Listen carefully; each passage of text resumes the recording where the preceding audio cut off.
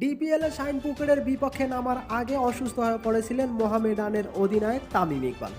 ইতিমধ্যে হার্ডে রিং পরানো হয়েছে এই ক্রিকেটারের।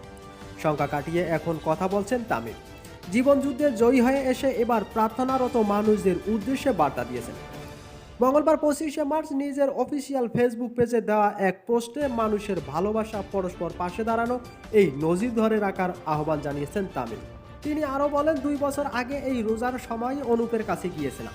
সেদিন জানতে পারলাম অনুপের বাবা 4 বছরেও হার্টের অপারেশন করতে পারেননি।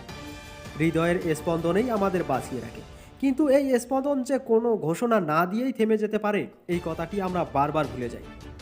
গতকাল দিনটি শুরু করার সময় কি আমি জানতাম আমার সাথে কি হতে যাচ্ছে? আল্লাহ তাআলার অশেষ রহমতে আর সকলের দোয়ায় আমি ফিরে এসেছি। আমার সৌভাগ্য, এই বিপদের সময় আমার পাশে কিছু অসাধারণ মানুষকে পেয়েছিলাম, যাদের বিচক্ষণতা ও আপ্রাণ প্রচেষ্টায় আমি এই সংকট কাটিয়ে ফিরে এসেছি। কিছু ঘটনা আমাদের বাস্তবতা মনে করিয়ে দেয়, জানিয়ে দেয় যে জীবন আসলে কতটা ছোট। আর এই ছোট জীবনে আর কিছু করতে না পারি, সবাই যেন একে অপরের পাশে দাঁড়ায়, এটাই আমার অনুরোধ। তিনি আরও বলেন, আপনাদের সবাইকে জানাই আন্তরিক কৃতজ্ঞতা ও ভালোবাসা। সবাই আমার জন্য এবং আমার পরিবারের জন্য দোয়া করবেন। আপনাদের ভালোবাসা ছাড়া আমি তামিম ইকবাল কিছুই না।